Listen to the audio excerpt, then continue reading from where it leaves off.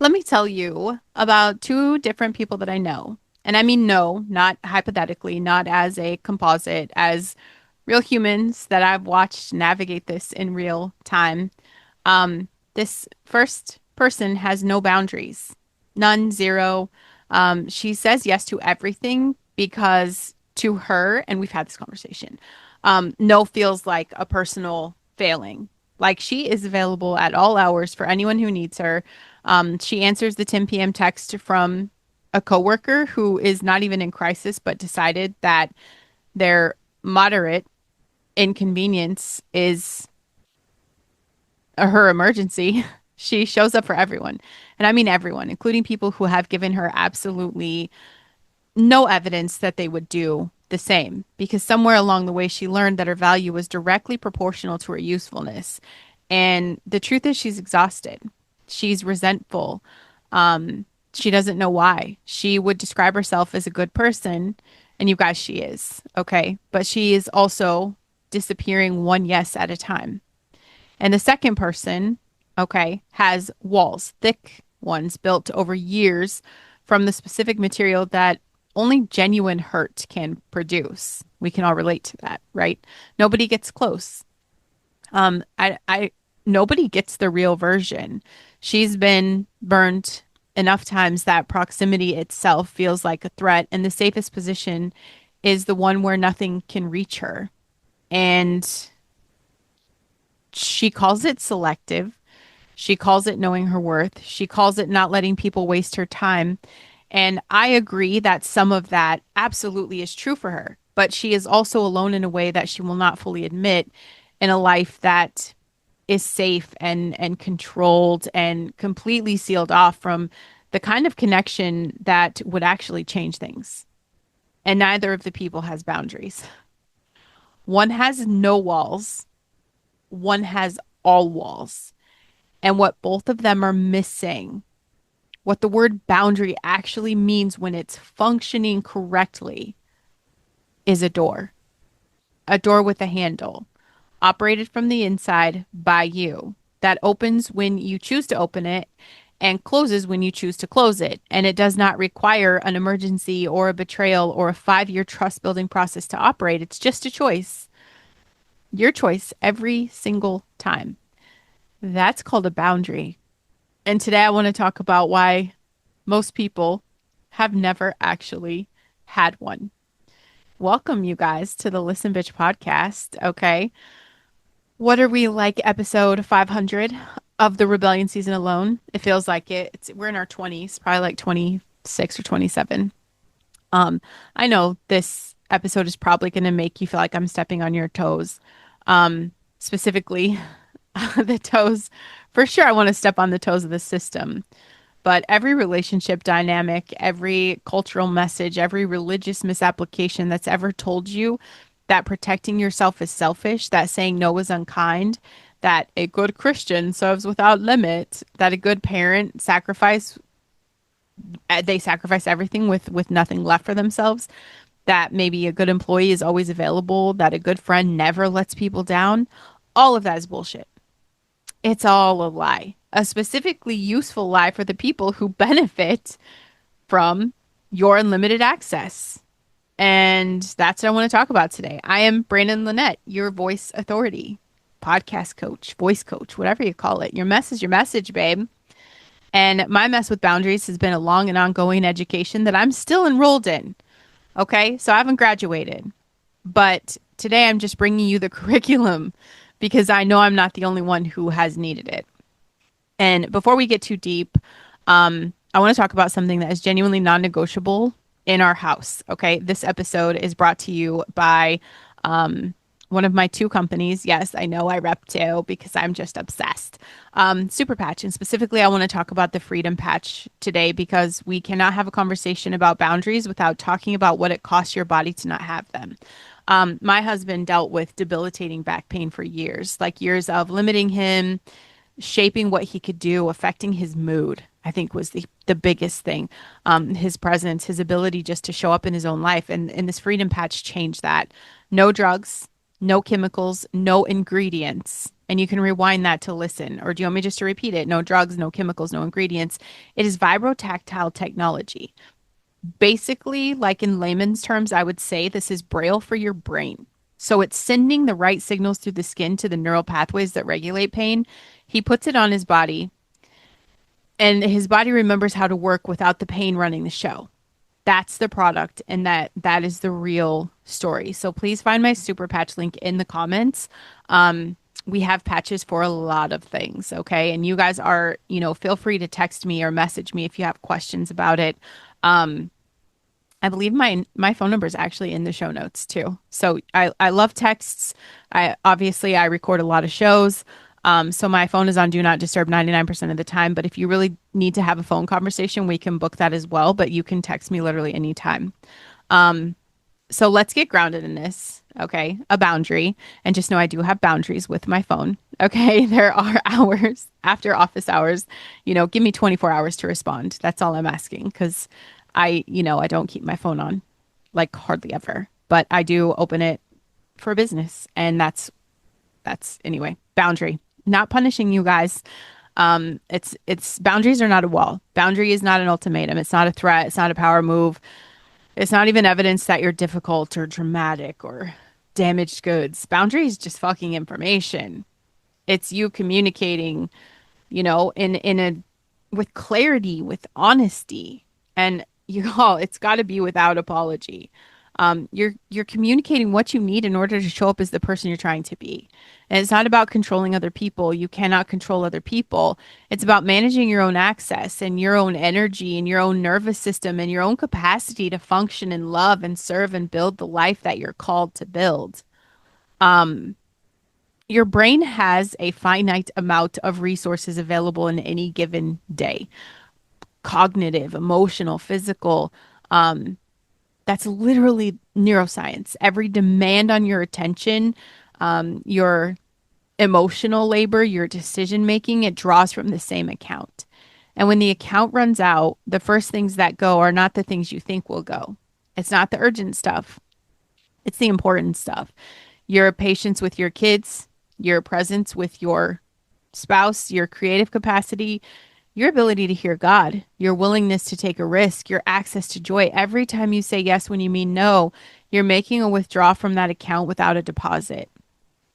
And this honestly, this conversation, this is like a neuroplasticity conversation, not just a boundaries conversation, because the brain that loves us, that has been trained to override its own signals, okay, to feel the no and say yes anyway, has literally built neural pathways that make that override automatic. So it's called a default mode network. You do it and you don't even know. It just doesn't even feel like a choice anymore. It's just automatic. And it fires before you have a chance to decide, because that's what you've taught it, because that's how you've responded. So your nervous system just got really good at the yes when you mean no response, because you practice it so many times that it became wired. It's a trained response. That's all. It's not a part of your identity. Trained responses can be untrained. The brain grows where the attention goes. And every time you practice the no, every single time you let the discomfort pass through without collapsing the limit, you're building a new pathway, one rep at a time. And that is what we're actually doing today. Okay. Like, bitch, we're going to the gym for your brain. Okay. And a lot of people keep bouncing between no walls and all walls their entire lives without ever finding that door in the middle, because the no walls people, this is the one that says yes to everything. This is the one who's available to everyone. This is the one who cannot locate the word no, even when they desperately need it.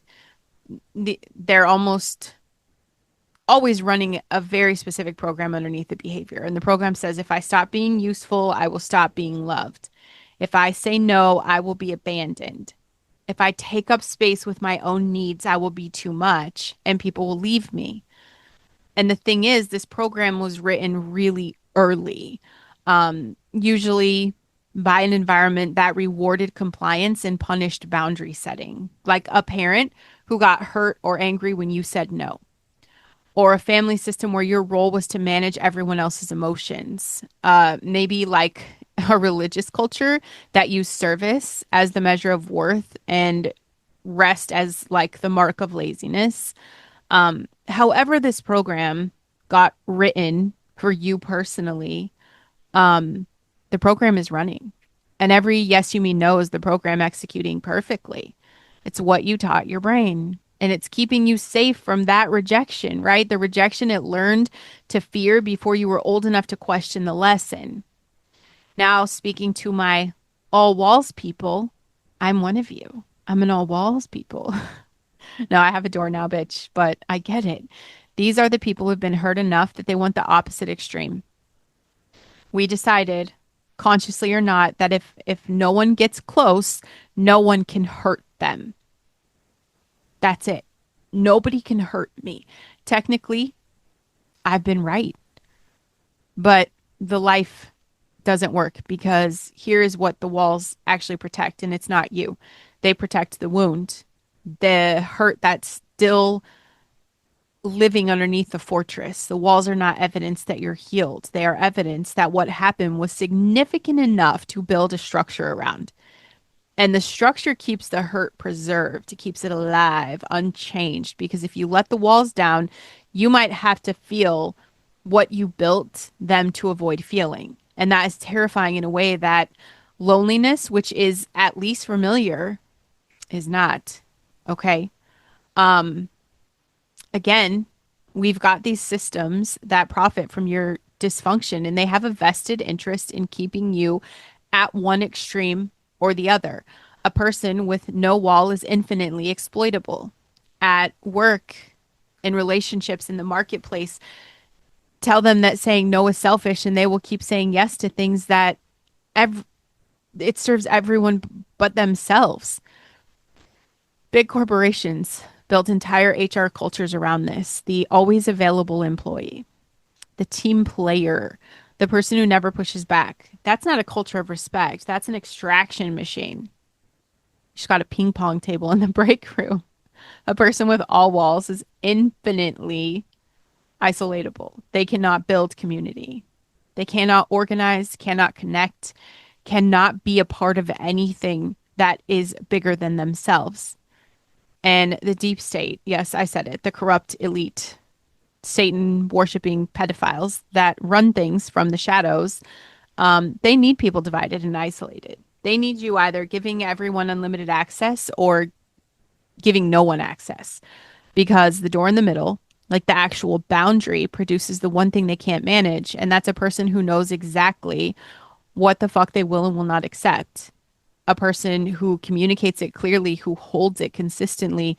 It's the rebels like us, bitch, because we cannot be guilted, we cannot be manipulated, and we cannot be exploited out of our boundary. That makes us super dangerous. You having a door makes you dangerous. And there's a season. I mean, I didn't have a door. I had, this I guess I've experienced both genuinely, the no walls and the walls. Um, no walls was just held close to pocket, like with people that I was close to. And I didn't even know it because I thought it was just virtue. And I'd spent my whole life trying to be someone people liked. Something my mom said when I was little before she signed her rights off on me is that I love you, but I don't like you. So I always wanted to be liked. So I was a yes man. I was a whoever you want me to be, I'll be it. And I say yes to everything because I genuinely believe that my availability was my value. And I've even felt that little whisper when it comes to my family, who I am for six kids and my husband. I just thought that being needed meant being important and that every request I fulfilled was evidence that I mattered to people. And it's exhausting, that flat, like nothing left exhaustion. But what do? We keep going because stopping feels worse than continuing. Stopping feels like you're abandoning the people that you love. Stopping felt like failing on the thing I told myself I was good at, which is I'm there for my family. And what nobody told me is that the people who need you to have no limits are not the people who necessarily will always love you the most. They're on their own journey. They're doing the damn thing. The people who love you most are going to say, take the fuck care of yourself. I know you're like, Brandon, your family doesn't care. Y'all, they're doing their thing, right? They're going to tell you, this isn't urgent. It's not an emergency, not a big deal. Something I've exercised with my kids when they do set their boundaries. I communicate clearly of just like, you know, this is not important. This is absolutely your choice. There's no hard line that this needs to happen or you need to do this. Um, Nobody's going to that take it personally that a boundary is set because we should have enough security in our relationships to know that when we say no to a thing is not us saying no to a person. And the people who fall apart, babe, when you say no, who make your boundary about their feelings, who guilt you back into the yes, who find 17 ways to communicate that your limit is a problem for them, like those people are not loving you in that moment. They're using you. They've trained you. And yes, sometimes it's family. They've trained you beautifully and thoroughly to feel responsible for their actions. And I started saying no, not perfectly, definitely not without guilt, not without the old programming firing, but I just did it anyway and something shifted. And it didn't shift in anyone around me, it shifted in me. This is part of how I've worked on my nervous system. It started to believe something it never had evidence of before, that I was allowed to exist without being useful every moment of every day, that my presence had value, not contingent on my output, that God made me a person, not a function. That shift didn't happen because I decided it. It happened because I practiced it. Again, rep by rep, no by no. Each time I held the limit and the world did not end, each time the person was disappointed and I survived their disappointment, my brain filed it under new evidence. And new evidence slowly over time begins to compete with the old program. That's the neuroplasticity. Okay. If you guys are with me in my microdosing days with psilocybin, I am obsessed with neuroplasticity. There's a million ways to activate it. And this is one of them. And it's not just a boring ass textbook concept. It's your actual nervous system doing what it was designed to do, adapting to new input and building new wiring, becoming capable of something it was not capable of before because you trained it there. You cannot think your way to a boundary. You have to practice your way there. And I want you to recognize how this is showing up in your life. It shows up in the text you answered at 10 p.m. that did not need to be answered. Not because the person is bad, because you trained them. Every time you responded to the 10 p.m. text, you sent a signal. This is available time. And now they use it because you told them they could. It shows up in the meeting that should have just been an email that became a standing weekly commitment, draining 2 hours from your most productive time. And you've been meaning to address it for 4 months and have not because addressing it requires a conversation that might make someone uncomfortable. And your nervous system has decided that their comfort, their discomfort, all of that's your responsibility. Shows up in the relationships where you give 80% and receive 20 and you've convinced yourself the gap is acceptable because 20 is really good 20. It is not. Chronic imbalance is not love. It is a pattern. And patterns do not change because you're patient. They change because you name them and decide what you will and will not accept going forward. And for the brains in this audience that process the world more intensely, okay, if your brain is like mine, you feel everything more. You pick up on every undercurrent in a room. You know when someone is upset before that person knows they're upset. Who've been told your whole lives we're just too sensitive, too much, too intense. Boundaries are a lot harder for us, but they're also, I feel like, more essential than they are for almost anyone else with a neurotypical brain. Okay.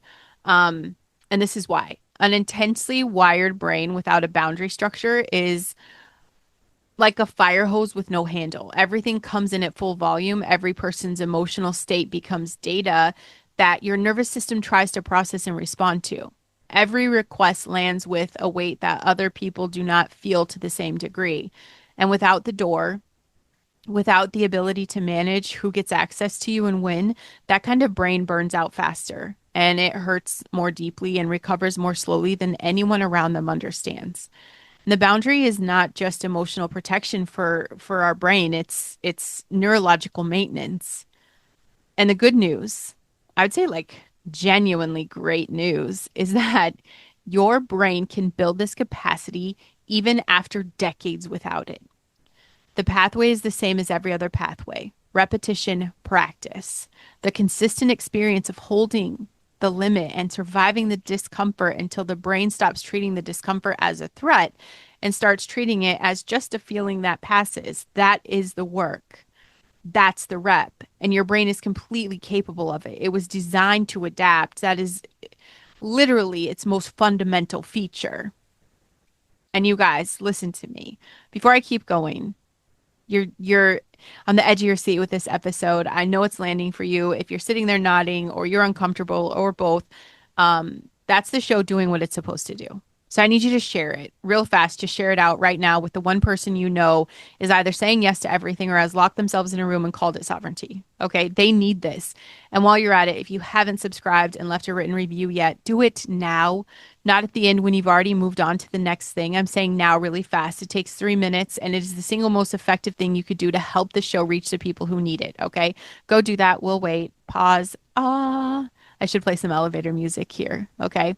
But this is the thing that would surprise you in a conversation about boundaries because the most boundaried person in all of scripture, the person with the clearest sense of what he would and would not do, who he would and would not allow into his inner circle, what access different people had to different parts of his life. We're talking about Jesus Christ. I know, you guys stay with me. He said no constantly. He walked away from crowds who wanted more from him. He withdrew to pray when the demand on him was the highest. He did not heal every person in every city he passed through. He had 3 disciples in his inner circle, 12 in his close circle, and 70 in his broader ministry circle. And he did not treat those circles the same. He gave different access to different people based on relationship and readiness. That is not exclusion, that was wisdom. That is a man who understood that his capacity, his presence, his deepest self was a resource to be stewarded, not a commodity to be disrupted on demand to whoever asked the loudest. He also had the clearest internal boundary of any person who ever lived. When Peter told him not to go to Jerusalem, Jesus said, "Get behind me, Satan." And you guys know it's not because Peter was evil, because the suggestion, however well intentioned, it was just a wall around the calling. And Jesus had done the internal work to recognize it and name it and keep moving without apology. He didn't say sorry. He said, "Get behind me, Satan." And he didn't have a 17-sentence explanation. That was it. Get behind me, Satan. And he kept going. The most loving person who ever lived was also the most boundaried person who ever lived. Those two things are not a contradiction. They are the same thing. Love without limits is not love. It's an enmeshment. It's a codependency. And eventually it turns into fucking resentment. Love with clear limits is sustainable. It's real. It's the kind that lasts and grows and produces the fruit that it was always meant to produce. Christ is king, and the king had a door. So do you. So, yeah, how the fuck do you use it? First of all, you have to figure out which side you're actually on. Not the side you want to be on, but like be genuinely honest, the side you operate from. Do you say yes when you mean no? Do you feel responsible for other people's emotional reactions to your limits? Do you find yourself resentful of people you voluntarily keep saying yes to? That's the no walls side. Or do you keep everyone at a careful distance and you find reasons not to trust people before they've given you a reason not to? Do you call your isolation independence? That is the all walls side. So name it. You cannot build a door in a location you haven't identified yet.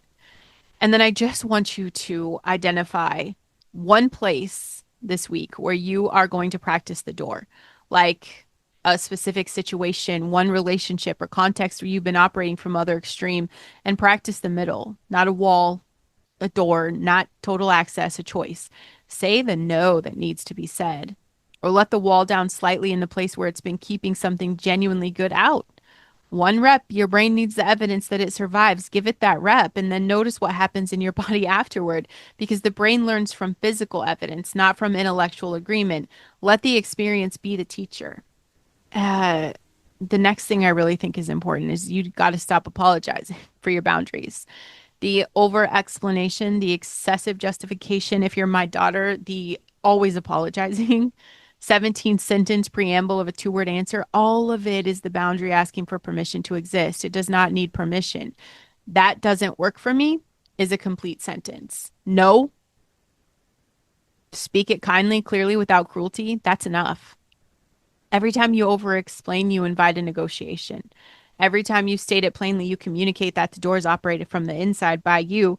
And that is the message that your nervous system and theirs needs to receive. Just say it clearly. Let the silence after it be exactly as long as it needs to be. Don't fill it. The discomfort of the silence is the price of having the boundary respected, and you have to pay that price. Okay. This is what I know for certain. Okay. What I know to be true. You cannot build anything that lasts, not a marriage, not a business, not a calling, not a family, not a real relationship with God without the ability to protect what matters. And protection requires a door, not a wall, not no walls, a door with a handle on your side. Jesus helped me with that door. And I really do with all my heart think that's how we get access to that door is through him and that foundation, because this isn't something you can do alone. And you guys, the systems, right, this whole season is I'm just sick of the systems. Okay, they want you wallless, they want you available, they want you exploitable, saying yes until there's nothing left, or the opposite, they want you walled off. Isolate yourself because you're manageable. You're too closed down to build anything that matters. You'll never use your voice. The rebellion is the door, knowing what you will and will not accept, saying it clearly, holding it consistently, trusting that the people worth keeping will stay, and that the ones who leave when you stop being endlessly available were never really there for you anyway. Jesus is the way and the truth and the life, and part of that life, the full boundaried, sustainable, loving, genuinely present life, includes the right to close the door. He modeled it, he commanded it, he built it into the design of a human life from the beginning. Again, if this episode's speaking to you, like the show, subscribe, leave a written review. 3 minutes, it gets in front of the person who is saying yes to everything right now and has no idea why they feel nothing. Make sure you go to brandonlynette.com, get on my list, watch my videos on YouTube, and subscribe there. Make sure you guys hit below, grab my freedom patch if you know someone struggling in pain, if you're struggling with chronic pain. It's in the show notes. The body has been absorbing the cost of your missed boundaries, and it deserves the same care you're finally starting to give the rest of your life. Okay. Check the show notes to work with me. You guys tell me your story. Tell me why you're the one that needs to be heard. I want to help you learn to use your voice. And you guys, the door is yours. Start using it.